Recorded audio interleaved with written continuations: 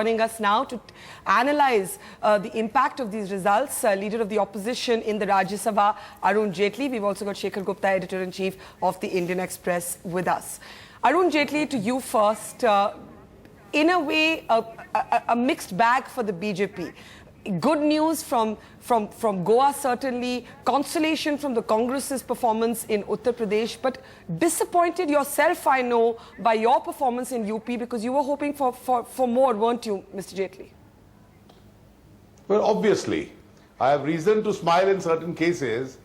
And I'm certainly concerned as far as Uttar Pradesh is concerned. Because we were hoping to do somewhat better than the performance that we've landed ourselves in. Mr. Jaitley, are you also concerned that your votes in almost all the states have gone down compared with last time? Seats, you've held on to the government, the Punjab, thanks to the Akalis, but your votes have gone down actually. Is that a matter of concern? Well, you see, I'm not seriously concerned about the vote going down in Punjab, because normally after running a 5-year government in Punjab, you find a certain amount of anti-incumbency. Now, as far as urban Punjab is concerned, a far bigger anti-incumbency was anticipated in our case. But I think we managed to save the day. We won more than 50% of the seats that we contested. And therefore, certainly I would have been happier with a few more seats. But it's not possible to repeat a performance of 19 out of 23 every time. Yeah, right. But UP and Uttarakhand, where the votes are down? You see, Uttarakhand, I think, has been influenced by one important factor. Once the data is available, we'll be able to analyze it. I think the BSP from its 8 seats and a higher vote share collapsed somewhat in the plains of Uttarakhand.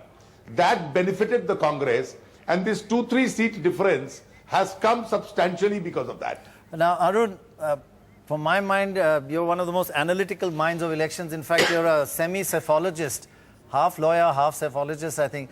Just give us your analysis of this election. What happened, what went wrong and what went right for the different parties, very quickly. Well, I'll do it in 2 stages. As far as the big national picture is concerned, I can clearly see an anti-Congress mood in the country.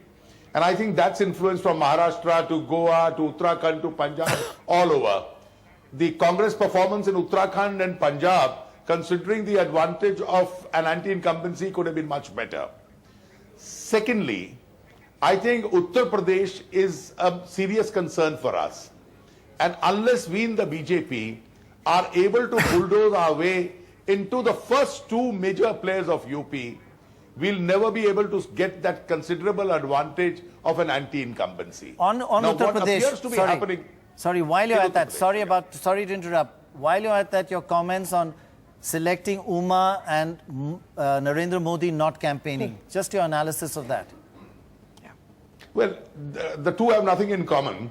Narendra Modi didn't campaign because he was busy in Gujarat. Oh, That's sorry. It was not a party decision, it was his personal decision. Oh, sorry, I'm very busy. It was his I can't personal come. decision.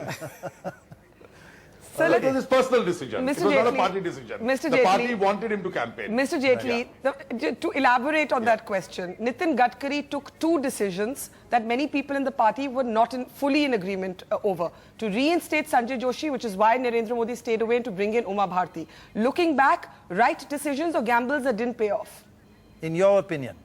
You see, as far as the Uma Bharti decision is concerned, I think it was a correct decision, for the reason that the party, in order to enlarge its own social base, needed an effective leader, particularly a backward caste leader.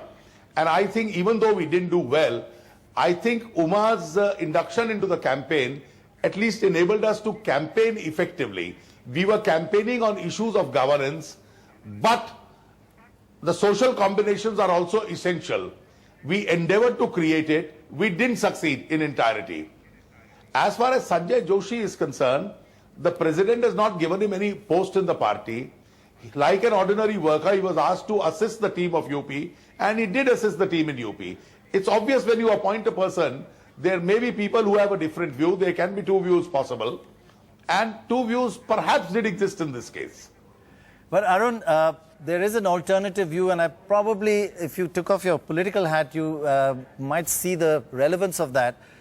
After the towering Mr. Advani. There are so many aspiring next leaders in the BJP, full of talent. One of them yourself, but there are about 6 or 7. And every decision you're making is jostling between these 6 or 7, and every decision is a compromise. You couldn't get a local man from Uttar Pradesh because it doesn't fit in this jostling. This jostling in leadership, isn't that costing the BJP? Prannoy, let me take off my political hat on your advice. Thank you. Why shouldn't every party have 6 or 7 leaders? Why should political parties in India say, my leadership will run through a family and nobody outside can get it? Therefore, like you have in England, you have in the United States, parties have preliminaries, parties have inner party conventions where you elect leaders.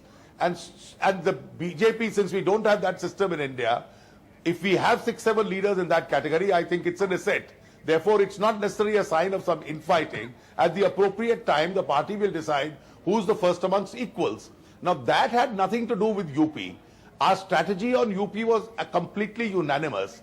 The strategy was that our conventional vote, which has come to us, we must give an adequate signal to that and contest on issues of governance. We have not succeeded, not because this strategy was wrong, but because the entire advantage of the anti-incumbency against the BSP has gone to the Samajwadi Party. And therefore, even votes, the upper caste votes, some segments of the backward votes, which do not normally go to Samajwadi Party, must have also gone to them once the results are analyzed in detail. Okay. The NDTV news app had redefined the entire genre. Now, another market beater. It's already hit #1. NDTV Profit, India's #1 finance app. Download free at ndtvprofit.com/apps. Live stream of NDTV Profit, market news, and your easy-to-manage portfolio. Download now, ndtvprofit.com/apps.